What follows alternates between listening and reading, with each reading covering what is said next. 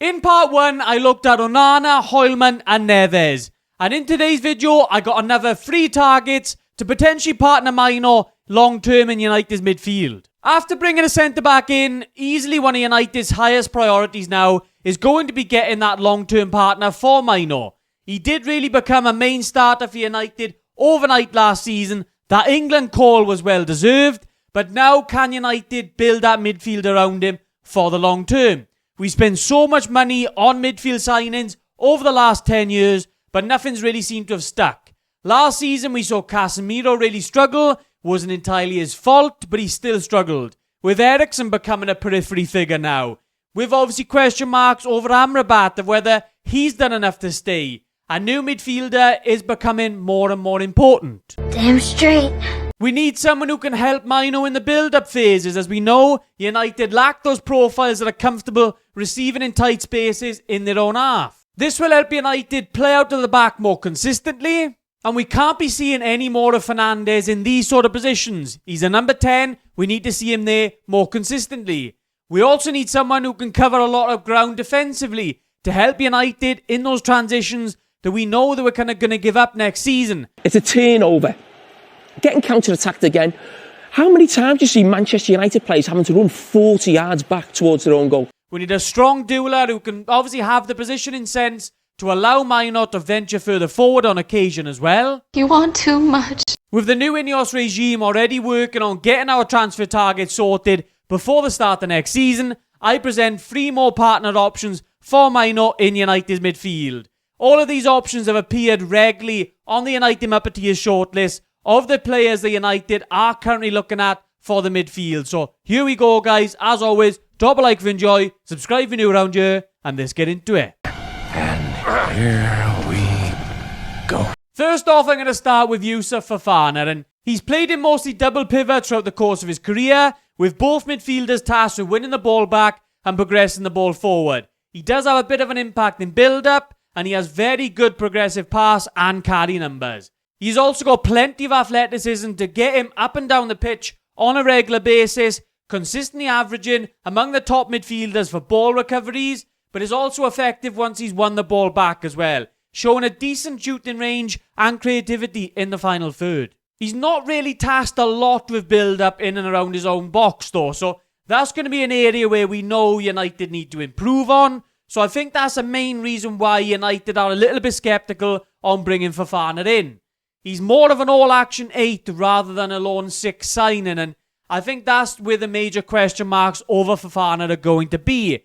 Is he really suitable to be the partner next to Mainoo? He's definitely going to be a good squad option to have if we were to bring him in, but then you would limit Mainoo then, because you would obviously saying to him that he's going to be the number 6 and Fofana will be that box-to-box number 8. Not necessarily a bad option, it just depends on what direction they want to sort of take Mainoo in obviously his development as a player now. So we're going to have to wait and see. But obviously with Fofana having that sort of £30 million price tag due to his contract running out, it's definitely an option the United now are looking at. And secondly, guys, I've got Wieffer. I hope I pronounced that right. And I know he's from the Dutch league, and after Anthony, United fans are scared of getting stung again. He disappointed me, Anthony, in ways that I can't even begin to tell you. But as Martinez has shown, players from that league can be of Premier League quality. So there's no reason why this guy can't be either. With a very appealing price tag, it's definitely someone now the United should be looking at. Wieffer has shown great spatial awareness due to regular scanning, allowing him to have great anticipation in games. He has a consistent level of progressive passing, and he controls games with good execution and smart decisions. His height makes him dominant aerially, but he can sometimes look a bit clumsy with that height, and it's obviously that progressive carrying is not going to be a major strength of him. It's going to be through his passing, how he gets that ball forward.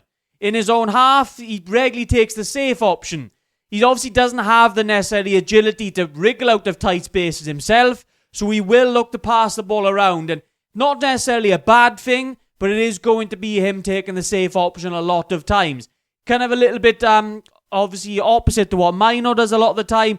He likes to use that athleticism, that little sort of dribbling skills that he's got to wriggle out the tight spaces. You're not going to quite see that with this guy. But it's still not necessarily a bad option to have next to Mainoo because of how defensively dominant he is I think he could be a real option for United. And lastly, guys, on to Joao Gomes. And we know from this guy watching him in the Premier League that he's an excellent ball winner. He's super strong in duels and he's technically solid. His best role is an all-action number 8 again, though. So with United looking at him so closely now, it kind of makes me think that potentially they are thinking of Mainoo as that 6 in the long term. But we're going to have to wait and see. He was second only to Joao Paulinho in tackles last season, showing you how much of an aggressive ball winner that Joao Gomes is. Since joining Wolves, obviously, in January of 2023, he's done it consistently. He's forceful, combative, and he just simply never gets tired. With the ball, he's solid enough. He's a smart dribbler who possesses nice speed and decent enough footwork as well. His manager really summed him up perfectly, obviously, saying that he's still got a lot of learning to do. Obviously, his passing and things like that, sometimes he needs to be a bit more careful of. But he has everything you could possibly need, and he obviously hints that Wolves potentially might not be able to keep hold of him because a lot of top teams are going to be looking at this guy, and you can really see why. There's no doubt in that Joao Gomes is far from the finished article, still has a lot to work on, definitely in possession. The out of possession stuff is definitely top notch, and he's still a very young player, so he's still got a lot of room to improve.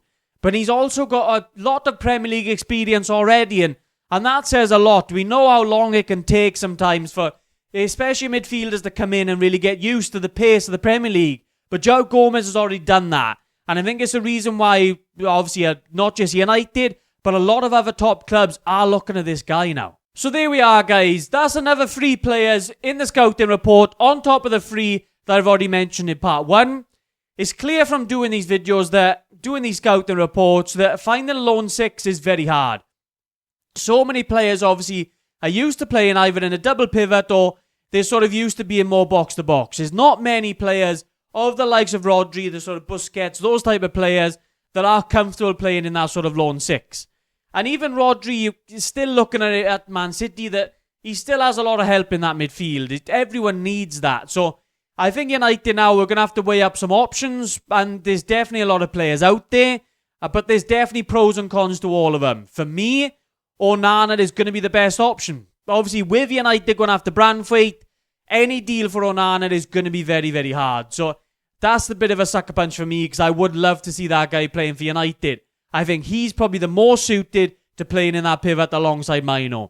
But let me know what you guys think, though. Let me know down in the comments down below. As always, guys, stay tuned for everything United. A lot happening in the transfer window right now, so stay tuned, and I'll catch you in the next one.